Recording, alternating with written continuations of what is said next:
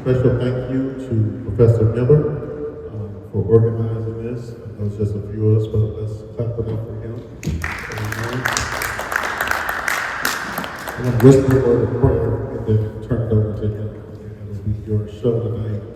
I'll be here as long as I can, but on behalf of the Detroit Pistons, I have to get to the Clippers game tonight. All right? Father, we love you tonight. Bless our time tonight with information and inspiration to get through all that our community has faced over these last couple of months. It's for Christ's sake we pray. Great, thank you, Pastor Burt, and for all that you do for the community in supporting them and making this space available.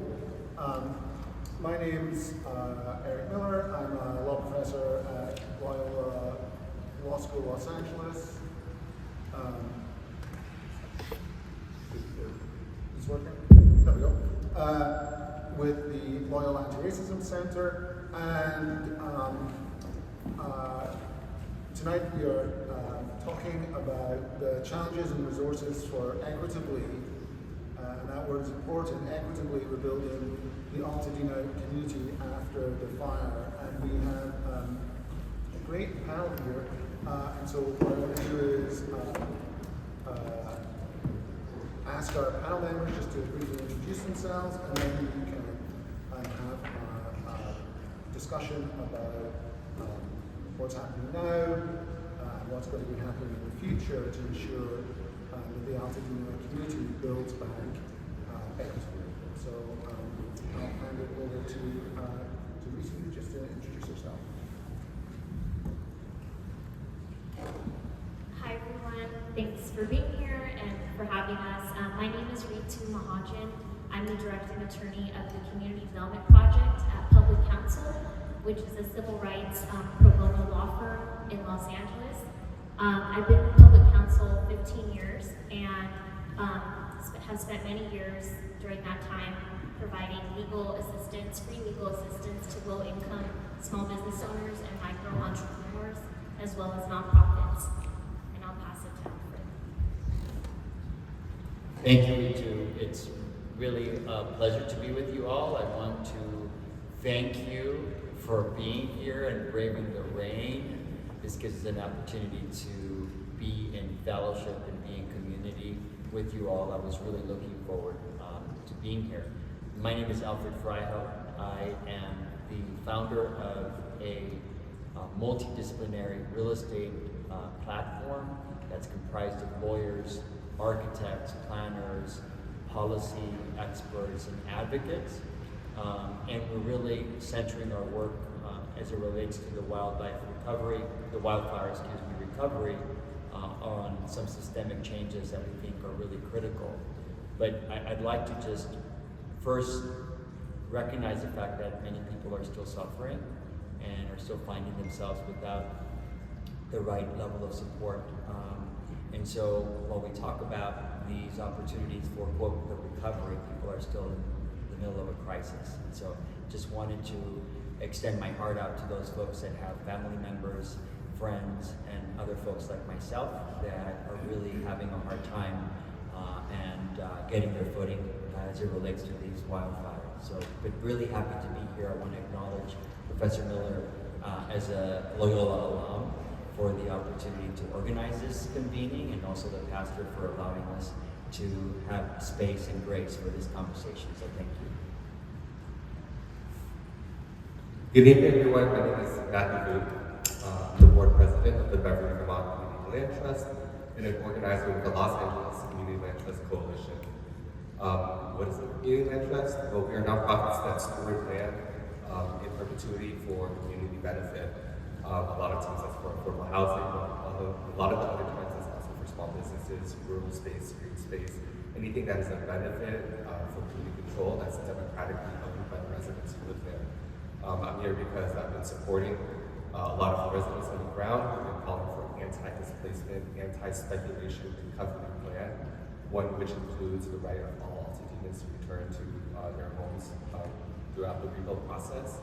And we are here to show our support for the residents as we stake out the long-term plan and bring in public partners in order to support residents in a community-driven rebuilding process. Thank you. Hello, my name is Dr. Falante Riddle, and I am a longtime Altadena, Pasadena resident. My family's been here since the turn of the century, literally. We lost 9 homes in Altadena and hundreds of my personal family members. It has been devastating, to say the least, to not only see everything you own destroyed, but then the process of just trying to get through the mental fog and the disbelief and the anger and everyone coming at you with deadlines and you can't even figure out how to put one foot back in front of the other again. So, and I'm here on behalf of Judy Matthews, who is the president of the Altadena Business Chamber, and I'm advocating for our community to be made whole and to ensure that we're not preyed upon and that we have the resources we need, and for people to understand that deadlines may be great for your office, but they are hard pressed on those that are still struggling. Thank you.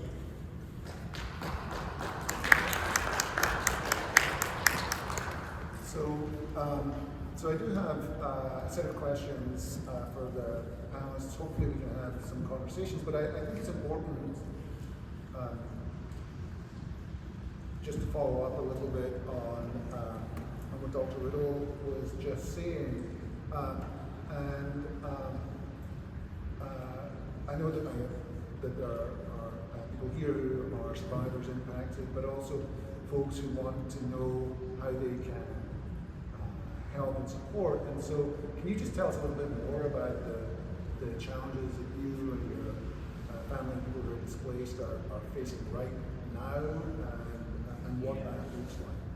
I appreciate that. Sorry, in the midst of everything, I'm getting over a cold. So literally, my niece and nephew, 2 separate homes, one's been in the home for 3 years. The other one was born in the home she inherited from her father. So I'll use my outside voice.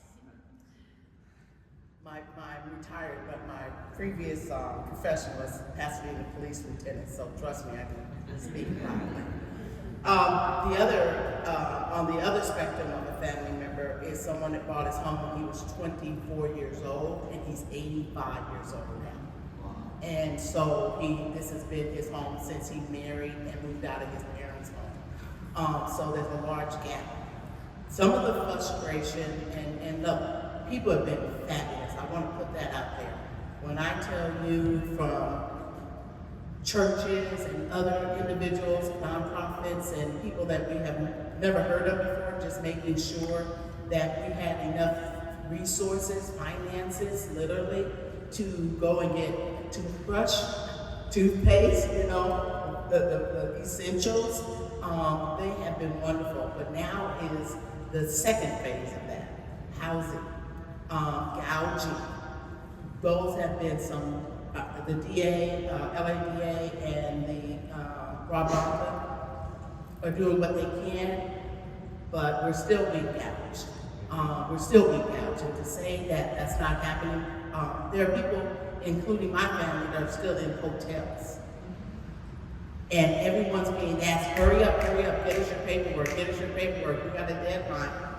My sister-in-law, and I'm making this personal because it is, left the house with one person, didn't even have her wallet in that person, didn't have a driver's license, nothing. And so she's in the process of just getting a driver's license. No one has social security cards. They tell you don't carry social security cards, so you don't. We lost pets. That may not be a big thing to some people, but we're grieving losing our pets. So what's been the county supervisor, our Captain Barger, she has been up front. Some of the legislators have been here, I've been with them, and they're all promising to make it streamlined, but it's not. It's hard. And there's no one has their deeds to their property, so we're running down to Norwalk, to get deeds so we can prove that these are our properties, you know. How do you help people that have nothing? And it's not nothing because they haven't done what they needed to do with jobs and having, you know, their homes and playing by the rules. It's hard because everything was wiped out. Over 6,000 homes and 9,400 structures in less than 24 hours. I was evacuated. I know what that feels like. I'm back in my home, thank the Lord. But even with that, we're all concerned because we're underinsured. And with that being underinsured, this is what happens. The insurance company, you know, they send you or drop in your account, you know, that initial $10,000 to help you to make sure that you really aren't homeless or you're sleeping on someone's couch. But then you're out further and further and further. We're talking Simi Valley, Riverside, Orange County. We're so far out because everybody's looking for someplace to stay. And so to just bring it kind of closer, if we could just have resources talk to each other, because it's been really, really difficult, especially for older individuals who have not been on the computer, spending hours with seniors in this community of Altadena, just trying to log on so they can get a Zelle account, because they don't do banking online. And so those are the things that have been so difficult. You're talking about just getting my uncle to go on and put his information online so he can get a Zelle account so we can get him money on those first days. It was like pulling teeth. It's like, are you kidding? That's fraud. No, it's not. But we're gonna get you there. But what if you don't have someone that can do that for you? There are going to be those challenges, and so thank you again. I'm putting the churches out there, I'm putting the nonprofits, but please don't think because it's been 2 months and a few days that everybody's okay, because they're not.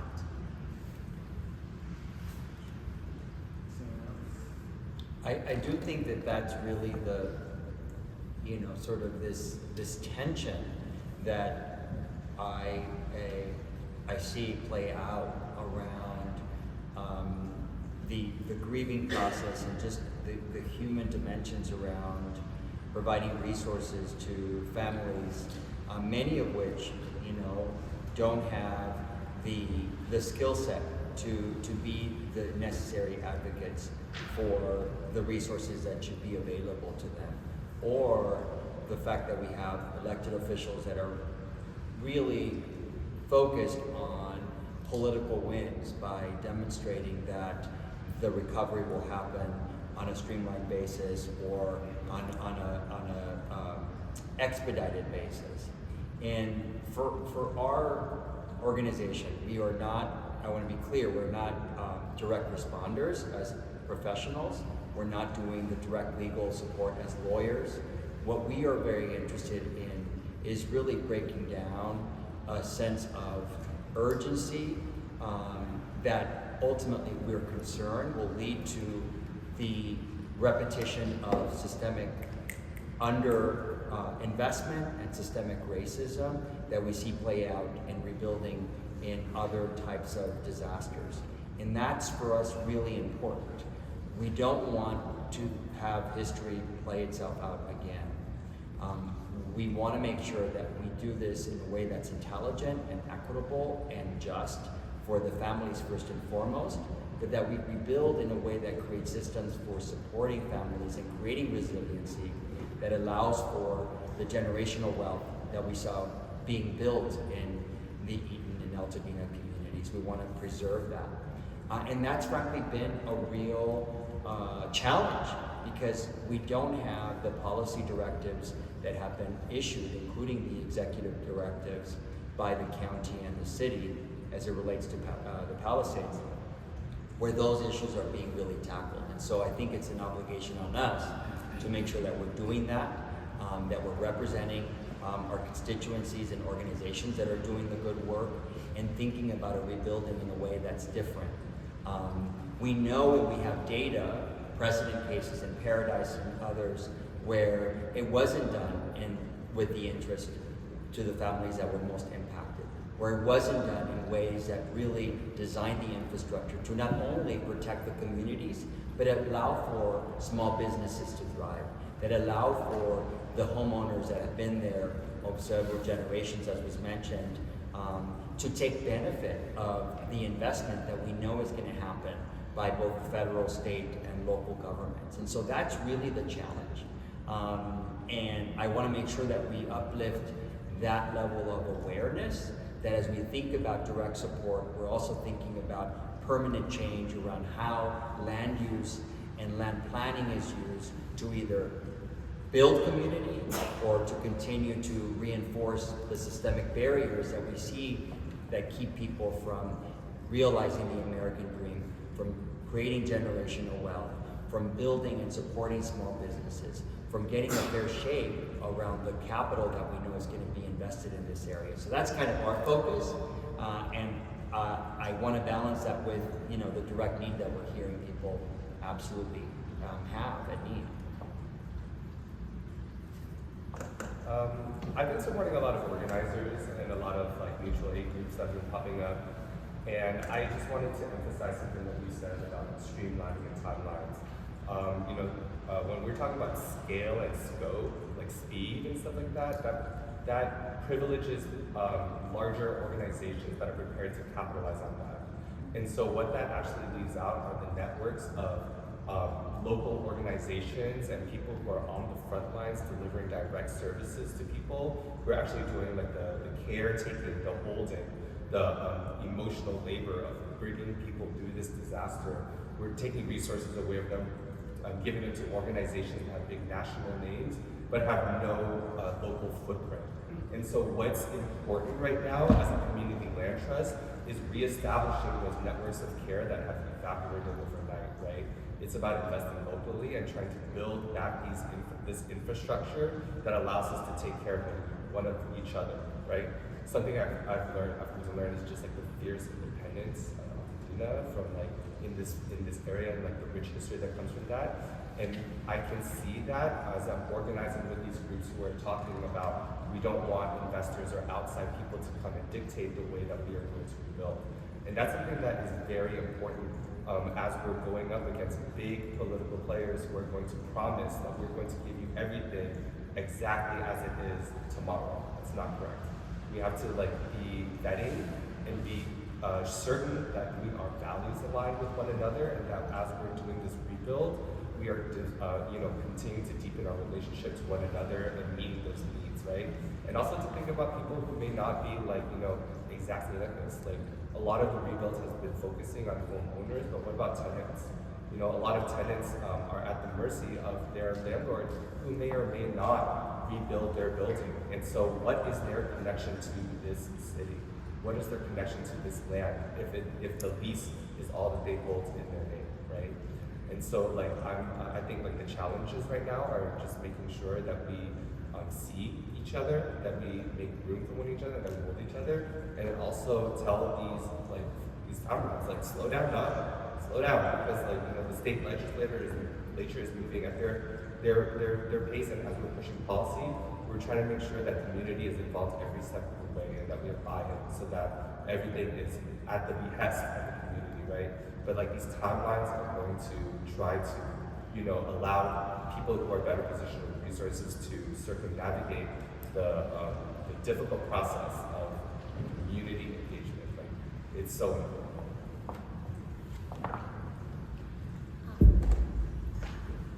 I'll just speak quickly to some of the challenges we've seen small business owners face that were impacted by the wildfires.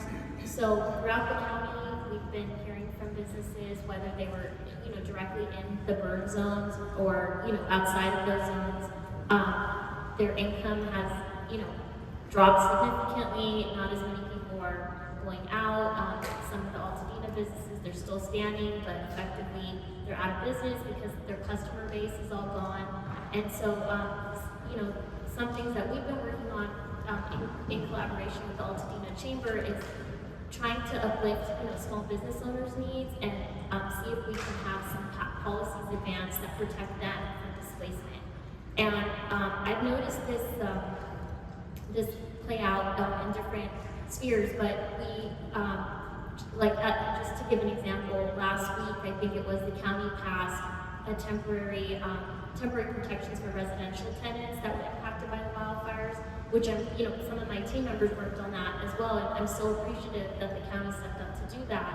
Essentially what that motion means is if you're a residential tenant and you're not able to pay rent because your income was impacted by the wildfires, you can use that as a defense if your landlord tries to evict you. And it's a 6-month defense that you can use. And I applaud the county for doing that, but we haven't yet still passed the same protection for small business owners. And that's something we're working on with the county, and I hope that they understand the importance of it, because a lot of our small business clients, and I think is the case for the businesses in Altadena, they're not well-resourced, very big businesses. A lot of them are paycheck to paycheck, barely making it. A lot of them have significant debt. And when their businesses close, they have no way to pay for food, to pay for their own housing. So it's all kind of connected, and just wanted to uplift that. I appreciate that because I think it's important not to just think about, let me rephrase that. The businesses, absolutely, but each of those businesses had employees, and they are all unemployed. And when you're unemployed, you can't pay your bills. And so, I'm not sure what EDD and the other, entities are doing about that, but it's a significant issue that we're finding that people are not talking about on a large scale. I'll give an example. When on the 7th that morning, I was glued to the television, January 7th, with the Palisades fire. And then at 6:29, I was literally on my phone when I walked outside and looked north over my neighbor's front door. I saw what maybe 400 yards of fire, and I was like, "Whoa, that looks like it's coming down the hill." But my husband, let's leave that there, determined it was going to go north like it always does, up the north part of the hill, up towards Sarah Madre. Well, he forgot to factor in 60 to 100 mile an hour winds. And so we were all running at that point. And so consequently, I just want to put a special emphasis on the employees, yes, of those businesses, because they are jobless. And that is a big, big problem that I would like to see we give a little more attention to. So I do want to focus in a second on the challenge of maintaining community, and especially community.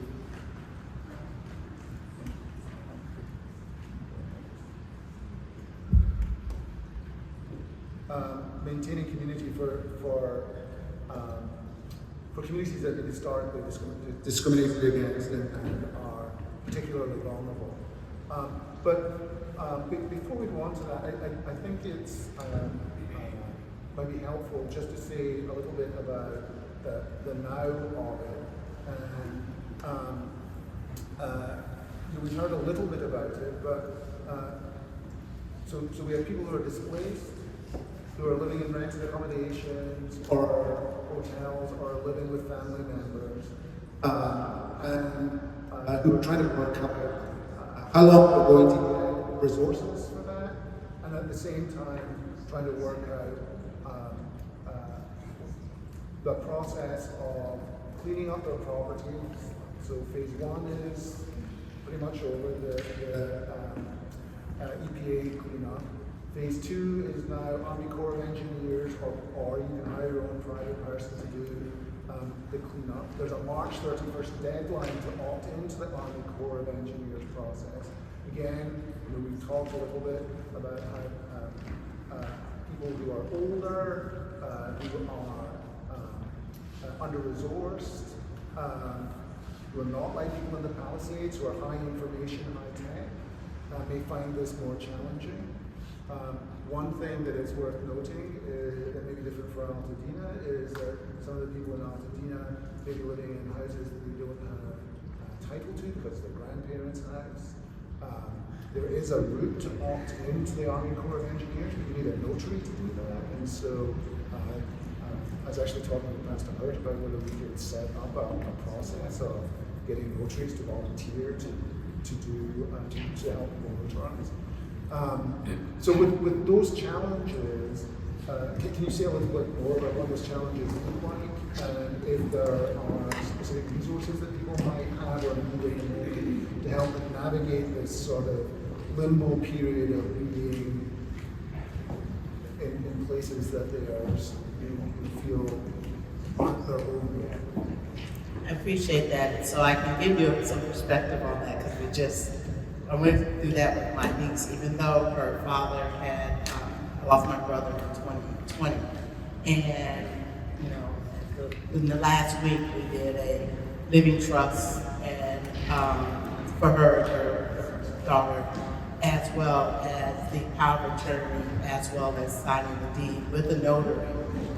And we didn't know that it was an issue until we went for our SBA loan.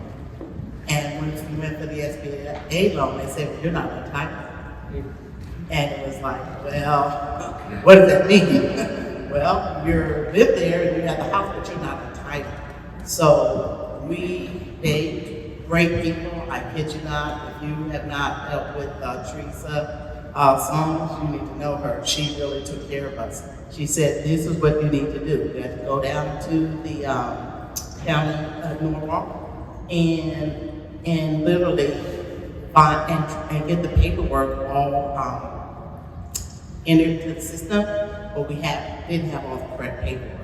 So then we're going back to get the correct paperwork to Woodbury, which is our resource center. This is another day that my niece had to take off from work, get all the paperwork notarized from the notary, and then go back down there and have one person at the reception desk to tell us that it wasn't my brother's signature. Oh, could you go back and get him to sign another copy with the notary? Well, we just told you he's, expired, that he's gone. So, we go back another day with the notary to prove that that's the signature. It's a hot mess. And I consider myself a very even-tempered person, really. But at that particular time, I was like, somebody had to come down here and calm me down, because you're not going to steal this piece of property from us that we've had in the family now 3 generations. How dare you?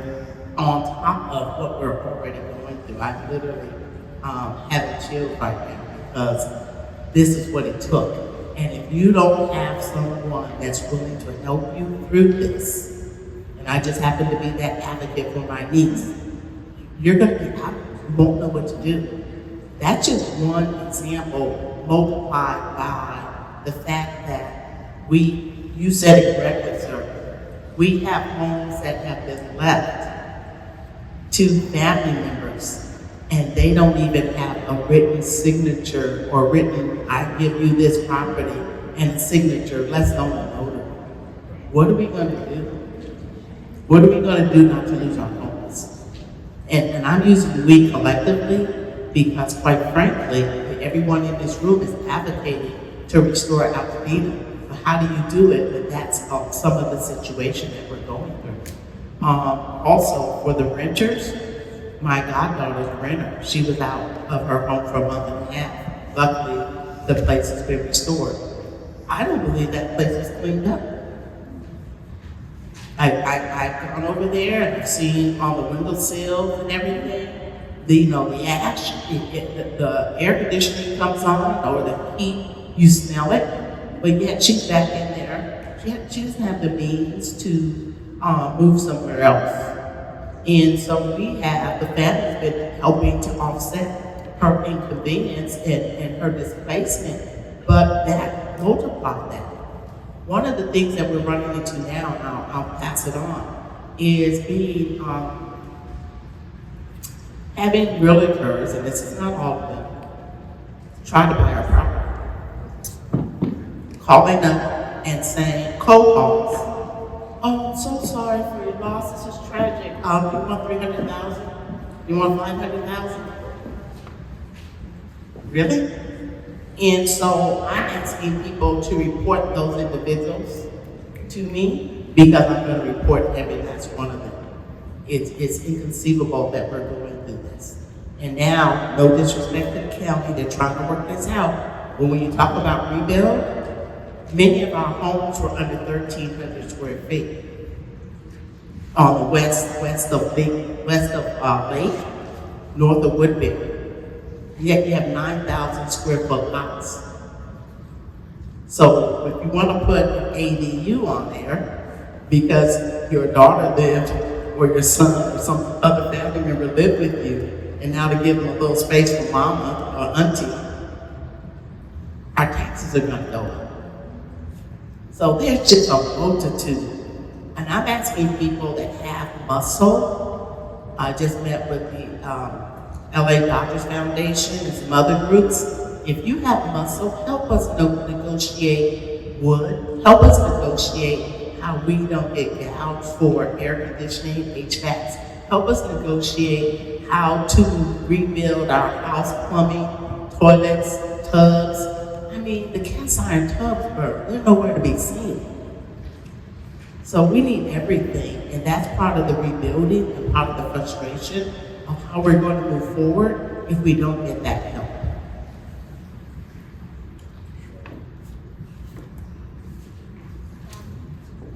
Thank you for sharing those very real challenges. On the tenant issue that you mentioned, how,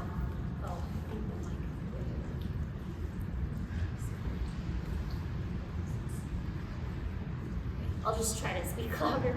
On the tenant issue, so we've been hearing from residential tenants, because some folks at Public Counsel also represent residential tenants, about this very issue, how some of them, have either they never moved out or they've come back and their homes are not habitable, but the landlords are refusing to make repairs. And basically saying that it's a tenant's duty to remediate any smoke damage or ash or cleanup. Which, it's crazy that that's happening, and clearly, our habitability laws, which say that, it's the landlord's duty to make sure a residence is habitable, cover things like this, such as smoke damage, ash, like fire damage. But because this is happening so much, there's actually legislation that's moving forward that Public Counsel and other groups are supporting that would make it, very, very clear that this is the landlord's duty, so that in future disasters, landlords cannot kind of rely on, I guess, any ambiguity in the law. So I just wanted to point that out, but it is a huge problem because now we have people living in places that are not healthy, that can have long-term negative impacts on them, and landlords are not taking responsibility to repair and fix those places. So one of the things that we have been working on around the recovery, particularly for families that homeowners, I'm referring to not the commercial property owners, but homeowners, we have been advising a new initiative called Altadena CDC, which is a community development corporation, for this focused purpose of giving homeowners a fair shot at rebuilding when they're either uninsured or underinsured, or may not have the capital to think creatively about the ability to build beyond the 1,300 square feet or the small historic homes that they have. And really the idea is to give people options. I want to make sure that we don't treat our community as if they don't have agency and they don't have the capacity to make good decisions. If they want to sell, they should have the right to sell, but they should also have the right and access to other types of options and tools for the rebuilding process. That's my personal opinion. So the CDC is really intended to give people an opportunity at a low cost, capital at low cost, to really allow for the rebuilding. And I want to just state as well that my office has created a resource page on our website at somosgroup.org for folks that are focused on the rebuilding, for resources that are available, because there is an abundance of information, but we really wanted to focus on curating that information around tools for homeowners that are interested in the rebuilding process. The other piece that I think is important to keep in mind is, this is again goes to the issue of the impulsivity that I'm sensing from a lot of elected officials, is when you look at the motion that was approved by the county around the rebuild for Altadena and Eden, is that they actually prevented homeowners from realizing additional value on their property, to be able to build additional units, to be able to take advantage of some of the state laws that, by the way, are available for all of us that don't live in these areas, to build an accessory dwelling unit, to build multiple accessory dwelling units that allow for multi-generational cohabitation and support and increase in value. There is a question, of course, of whether that is going to lead to additional property taxes, but certainly our belief is that homeowners should have the right to realize the value of their property, and it shouldn't be prohibited by the county. The other piece that we are working on as well, to allow homeowners to be able to have enough space and time to finance the rebuild, look at the resources that are available, negotiate with insurance companies as well, and I have some recommendations on that. We've been working with an organization called LA Tomorrow. It's a partnership with this organization that is making modular units available to homeowners so that they can come back to their property, or they look at their options and actually not have to pay for hoteling or not have to pay for rent in other cities, and give folks the proximity of place to allow them to really stay in the community as opposed to move out. So that's one thing that we're doing as well. In addition to the LA for Tomorrow partnership, and I'm happy to talk to folks after our presentation and be available also via email and phone, is that we're working with an organization called Office for Office, and we're providing homeowners with low cost or low bono expertise around design and architecture for the reconstruction.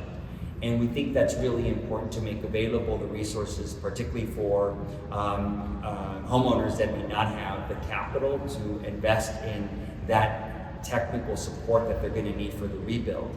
And I would add to that part of the work that we're doing is really thinking about collective bargaining power, is to work with homeowners at scale to help them negotiate costing around general contractor, costing around materials and services, that we're not doing it on a one-off basis, that we're harnessing the power of community to be able to negotiate for fair pricing around these types of services and material.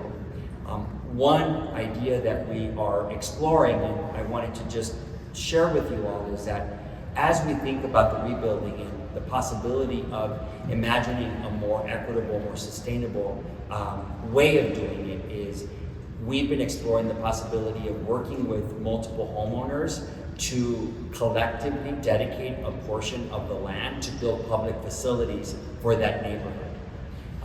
And the idea around that is really to take a city block in that community and have those homeowners agree to pool their land and resources to build a community pool, to build a community center, to build other kinds of resources that might be available for the kids that are living there, that wasn't previously anticipated as a resource. So we're trying to be creative about it. The first thing is really thinking about how we might do this at scale in ways that creates leverage for the benefit of the homeowners. So I know Matthew wants to jump in. No, I want you to jump in. But I because, as you emphasized earlier, that part of what you're doing is community organizing, I wonder if you can talk about how an organizer can fill the gaps between the individuals on the ground who are low information and the information that they need to get. Because I think that that's part of what you're working to do. So, if there's, we've heard that people are displaced who who are struggling to get online, who need to know about deadlines, who are trying to work with paperwork? Like, how do you see the role of community organizing and helping that? And then hopefully we'll talk a little bit more about what you're doing with organizing sort of the development. Sure. I think, like, to be frank, I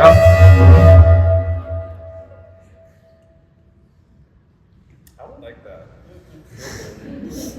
So, I'm not like on the front lines. I'm showing up to support with organizers. I'm showing up and I'm being invited to spaces to talk about like the threat of speculation and investors. But like what I am seeing from people on the ground is that like regularity matters. So I've been supporting My Tribe Rise at like their functions. Every now and then, like they have legends that support, like give direct service and aid to residents who are in need and distribute information and resources. I think those hubs are much more important than the ones that instead of like immediately like no shade to like the Red Cross.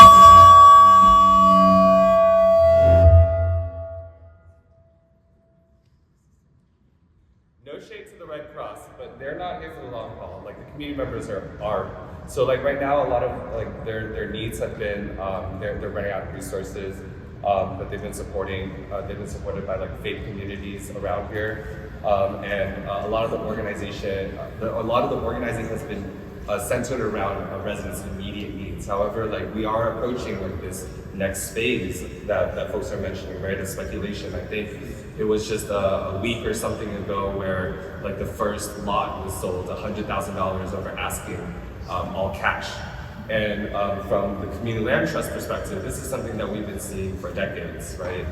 And we are working, number one, on a policy with Assemblymember Tina McKinnon to introduce a legislation that would prohibit unsolicited offers until 2027, right? That's one step. Of course, we wish it was longer because like these guys are unscrupulous, they're like pounding at you, there needs to be enforcement of it in some sort of way to ensure that these laws, although well-intentioned, are followed, right?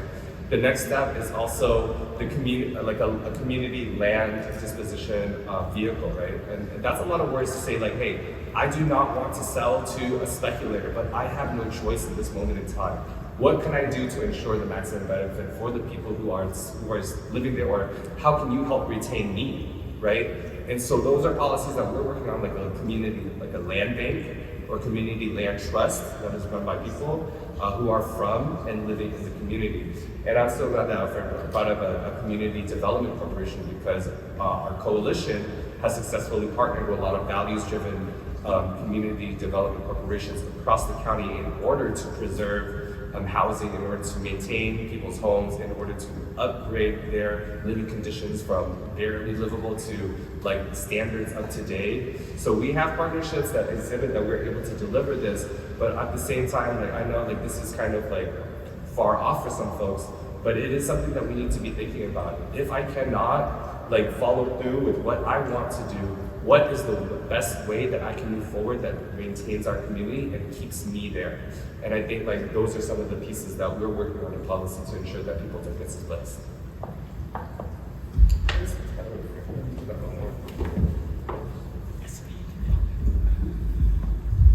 So just to follow up on that a little bit,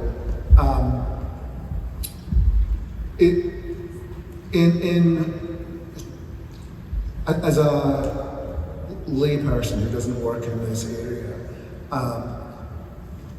trying to work out who's doing what is really difficult. And I'm a law professor. You know, and that may not count for much, but it at least suggests that, you know, I know how to read a form. And part of the problem that strikes me is that a lot of the information exists in a lot of different places. And there isn't really a central place that, maybe I'm wrong, that tells you what the steps are that you need to know in order to work out how long am I going to be in this rented accommodation, what are the deadlines that I need to know about, having got my property through phase 2, the hazmat cleanup, what are the organizations out there whose resources I can draw on. And so part of it is, I suppose the question is, shouldn't the county be doing some of this? And so what pressure do we need to put on our public resources to create these kinds of sort of information banks? Or should it be us that are trying to develop information banks? Like what can we do to provide a central place that people can go to get the information they need? So I wondered if you had any thoughts on that. Yeah, I've been working with organizers, and we've been sharing resources. One of them is postfirela.org. They're a hub, information hub, that is collectivizing the information to make it easily accessible for folks in the recovery process. Another group is Altadena.org, ALTA-gether.org. They're establishing neighborhood captains to be able to do the on-the-ground organizing and face-to-face conversation with residents to ensure that folks are getting the information that they need, and that there is buy-in around the collective bargaining and collective purchasing pieces, and how to organize those resources together. So those are two that I can name off the top of my head: Postfire LA and Altogether.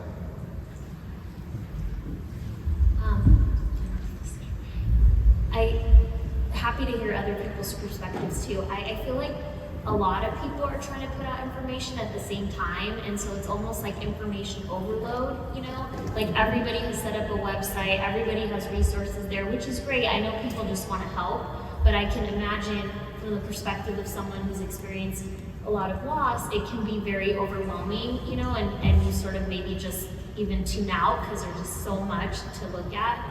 I personally, I've been to some of the disaster recovery centers just to try to help people sort of navigate the different booths that are there. I think it would help, and I don't know if there's resources for this, for every family that's experienced loss or is a survivor of the fires, to have a case manager assigned to them that can literally walk them through all of these different steps and help them do these things, especially our elderly community members who need more help. But even younger folks, because it is confusing, it's overwhelming. Each scenario kind of has its different fact pattern. Like we're talking about, people that have inherited land and they have no proof that now they own it. So I really do think case management is important, and having people really walking folks through the process. And some of the resources shared by Alfred and Matt today, I had no idea they exist. And I've been working at Public Counsel for a long time, and we've been involved in a lot of recovery efforts. So you just kind of need someone who's very knowledgeable about the resources to literally handhold each family, the ones that need that help, is my opinion. And I would say that everybody needs that help right now. There's not if, it's absolutely. And another area that people want to be asked what you need, not told what they need. Mm-hmm. We're intelligent people. Yes. And we may not do it the same way that another community does it, but we have maintained our properties, and we've maintained our living, and we have maintained our family struggles, and now we're being told in a lot of cases what we're going to be allowed to do. And I was giving a scenario to someone here that, we may be directed that we can't rebuild with less than 1,300 square feet on our property. And that may not say why wouldn't you want one? Well, maybe I don't want that big of a house, or maybe that's too small. But we're being told, and then to ask the insurance company, when you say, are you underinsured? We're all underinsured. Not because we want it to be underinsured. I live in Hastings Ranch, and we were all evacuated. And over a year and a half ago, I asked for more dwelling. I said, we've done renovations, I've seen pictures, I have this, I got that, and they said that's the maximum you can be insured for. Well, at $400 a square foot, which is today's price, not 2 years from now, I'm going to be underinsured. I'm way underinsured today. So if my house had been burned down, I'd be with FEMA and SBA trying to get some money because it's not enough. And yet, that's what, when you're in what's considered a fire zone, I never even thought I was in a fire zone. I'm almost at where Sears, I'm 2 blocks north of Sears, at the 210 freeway. And I had a mandatory evacuation. So, good luck with insurance next year when the moratorium's lifted. I'll be lucky if I get insurance again. But those are things that we're all dealing with. So the county's over here saying, we're helping you, we're streamlining, we're gonna be here with you. And again, I thank, Supervisor Barger. But then you have the various resources that are saying, here's this, here's this, here's this, here's this, and we're kind of like, my head right now is kind of, my doctor's in psychology and I need a psychiatrist. I mean, it's overwhelming. And then you have the people that need the services. And I'm just saying, if we could just not pause, but just get a whoosha moment and realize everybody's not in the same place. I've spent, and this is not just me, you can multiply me by a zillion right now, but trying to help people just to get online, to get their information for their W-2s, because everything's destroyed. To get to get the password, the username, and calling their job and saying, this is real. So while this is great and it's appreciated and it's needed, we're at basic. We're at step 1, while other people are at step 6, and we're not there yet. So, predators, I'm gonna call them like they are. I'm a former law enforcement. They are preying. They are out there. I mean, if I have one more person with some scam about how they're gonna build a whole block, and they want everybody to come and use the same architect and the same, contractor and the same this, I'm like, no, we're not doing it. I'm vetting and I'm vetting and I'm vetting, and it's like you have to. Do not take people at their word. It's like fishing for those of you that are online. It's like that's what they're doing. They're just fishing. So I'm saying this to those that are going to be watching. Be mindful to be mindful. Just to be clear on the point I'm making around having the homeowners organize, is really centered around the homeowners doing the organizing and the vetting and the competitive bidding, and not having other folks come and convince them on they should be the sole source for the work. The other thing that I think is important to talk about, and this goes to the policy work that we're doing, at least from our standpoint, is really watching how the public money is spent for the recovery. Is that, and again, I want to applaud the work of the supervisor, but one of the things that was done as part of this motion that was approved is that it basically exempt the county government from having to do any competitive bidding for the contracts for the recovery. The motion specifically identified over $1 billion that is going to be spent by the county without any public oversight over who gets that money. And Matthew was talking about who actually benefits. And I do think that we have the level of intelligence to operate at the very granular level of immediate response, but also to be aware and hold our leaders to account that we're tracking how that money is being spent. Is it being spent on minority-owned, women-owned businesses? Is it being spent in ways that actually allow for small businesses in the area to thrive and be successful and actually create generational wealth? Is it being spent on businesses that were created and are based in Los Angeles that are more likely to spend their money in LA as opposed to organizations or institutions and private sector businesses that are based in Chicago, like the contractor that is now with the city of LA and with FEMA? Those are the questions we need to be asking. We can operate on multiple dimensions, and I think it's really important for us because a lot of money is coming.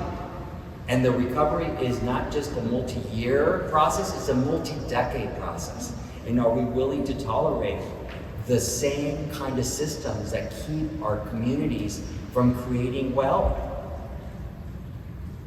That's, I think, an important conversation to be had. We've been advocating for that. We've been working with a group of Black and brown businesses that are coming together, that are creating a consortium to compete with the big, frankly, white-owned companies that are getting all of the contracts, and we're saying enough is enough. Just because there's a crisis doesn't mean you suspend your commitment to equity and opportunity for people of color.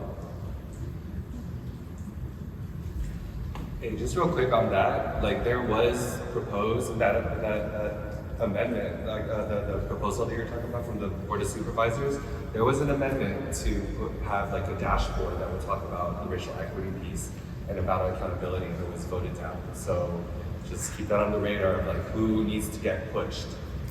I was just gonna say one more thing on accountability regarding funding. I've been thinking about that a lot lately too, because as Alfred's saying, there is a lot of money that has come in, that will come in. And I know, for example, the county has set up some grants, some grant programs for small business owners and workers, which is great.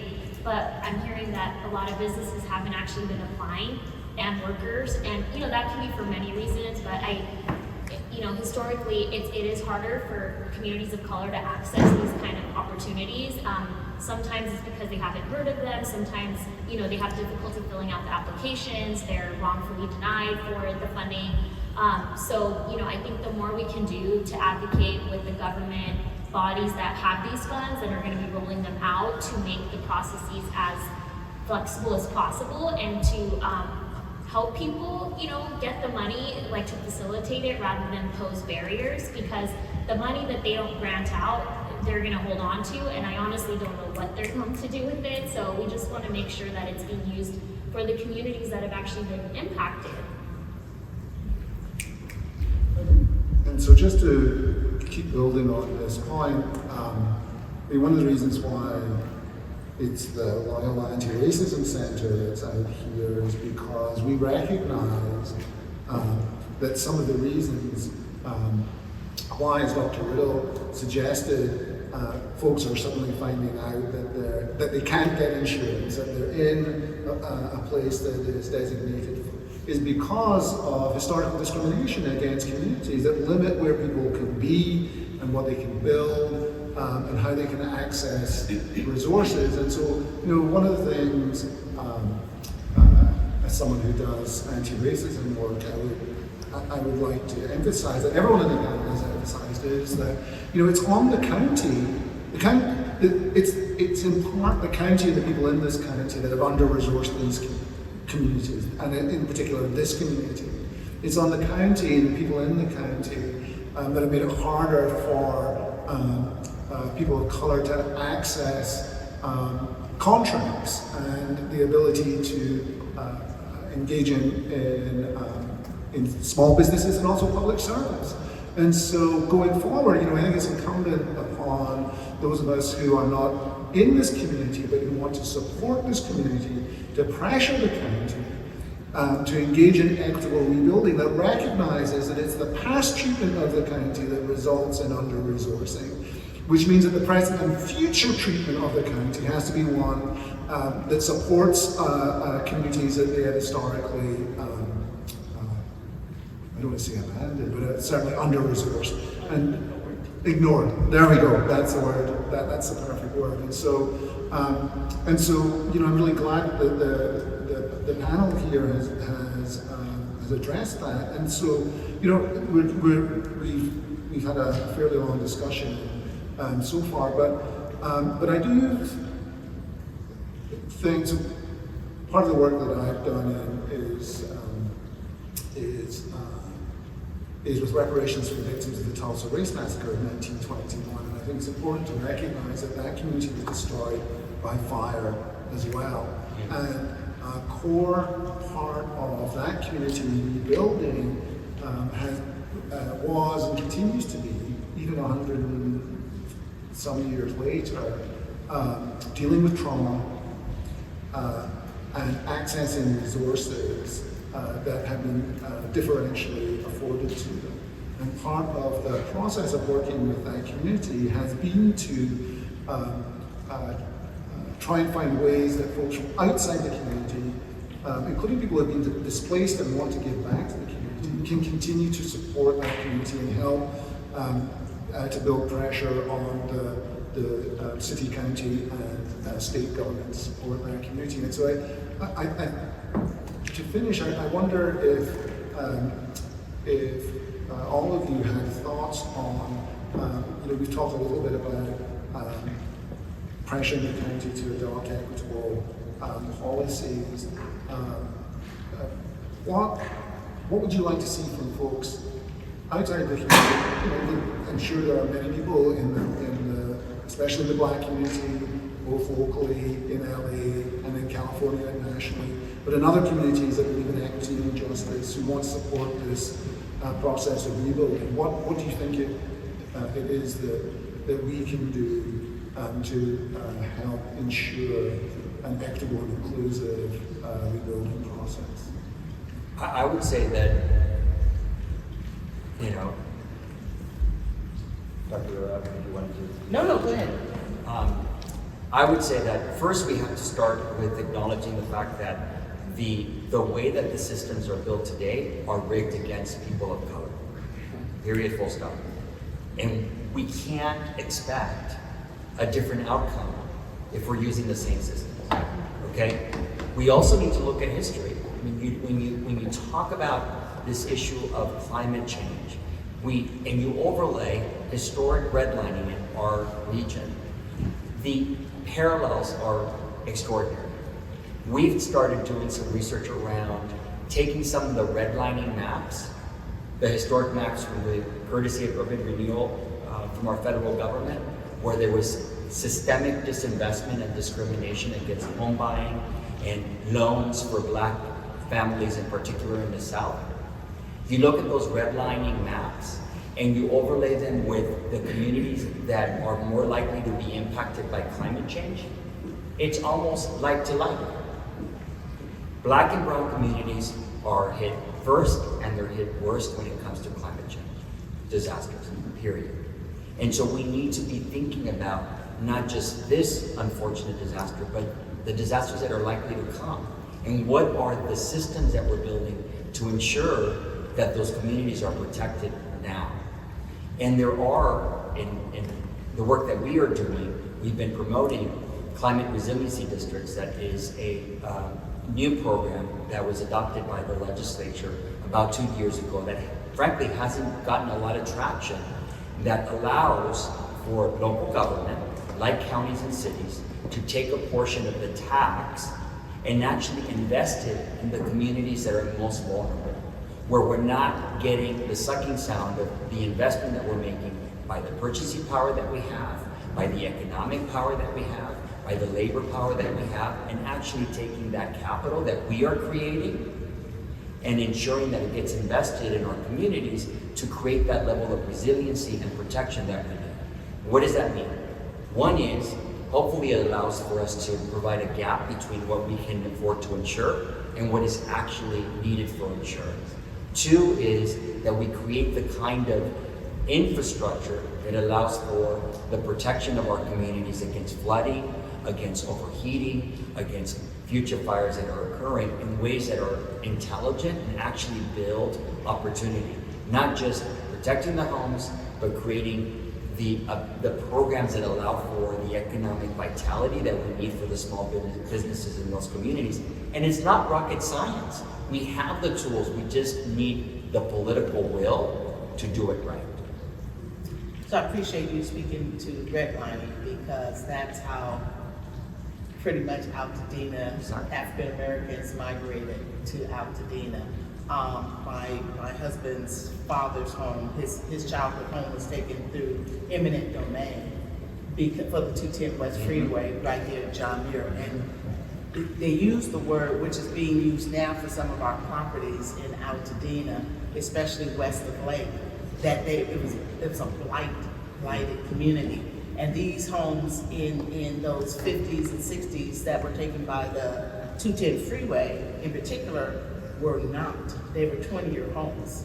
And so trying for Ralph, my father-in-law, he was able to get a loan because for people that don't understand eminent domain, they tell you what you're gonna get. They don't know what comes in as such as your property.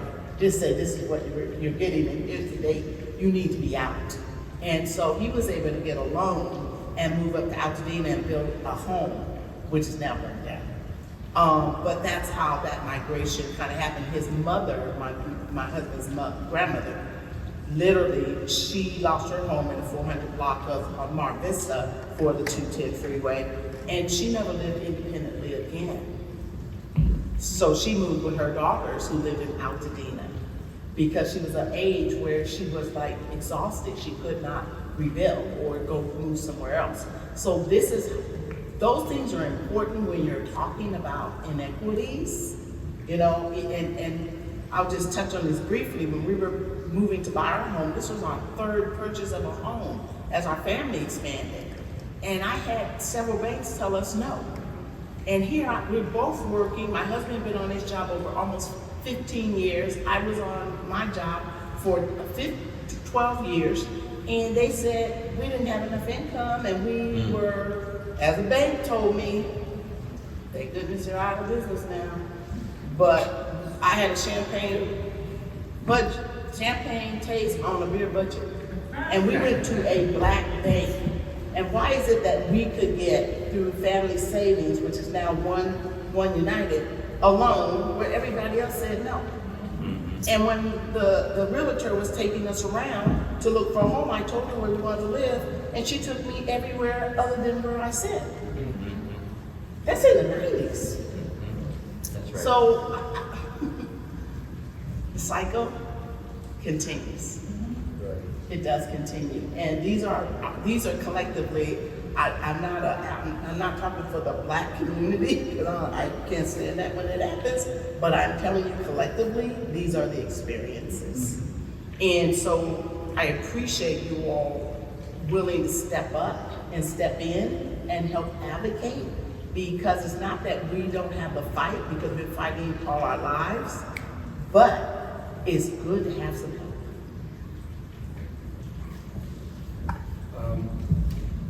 Something that you can do if you're from outside the area is shut the front door and listen.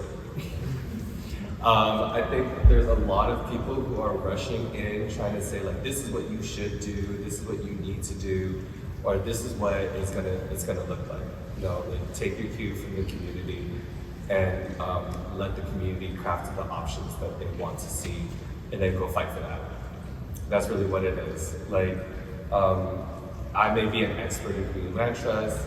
Alfred may be an expert in like a lot of like land use or like type of building and stuff like that. But like all that we have are just we are repositories of knowledge and resources that are to be disposed of by the community, right?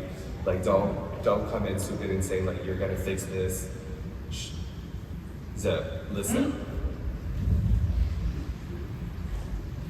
Organizer 101.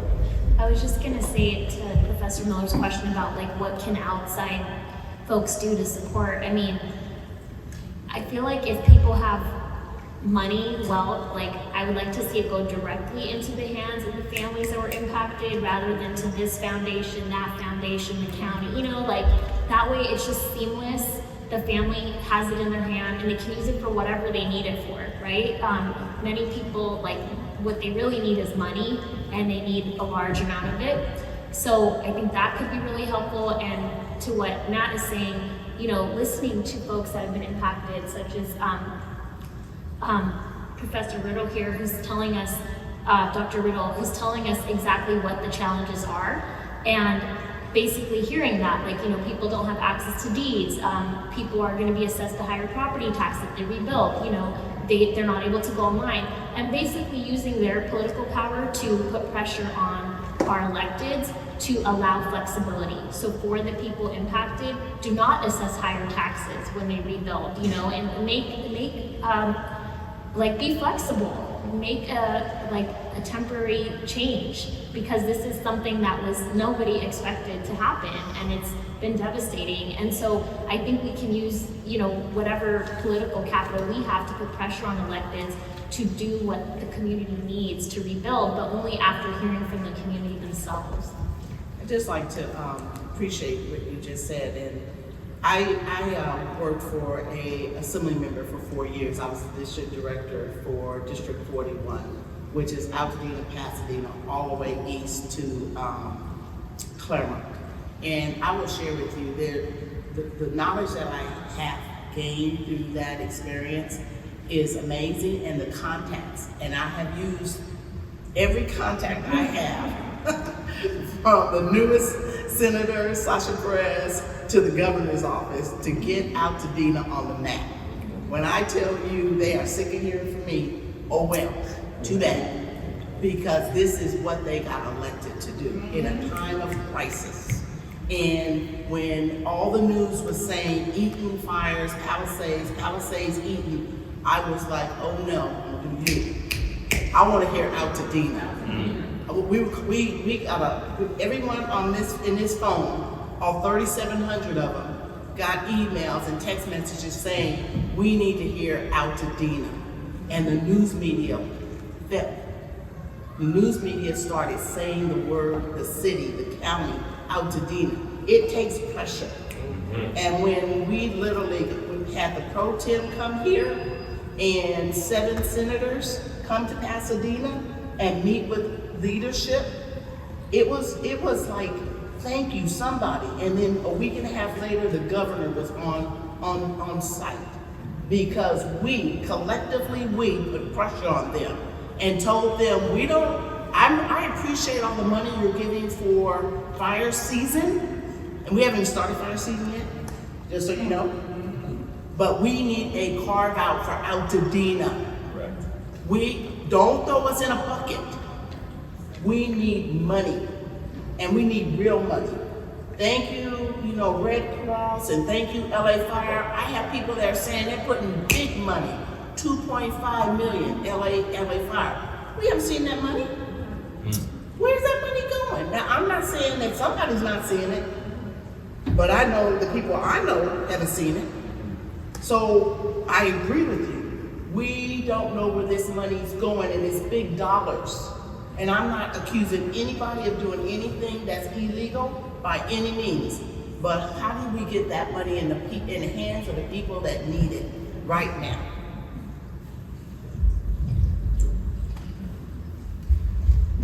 I think that is a good place to finish.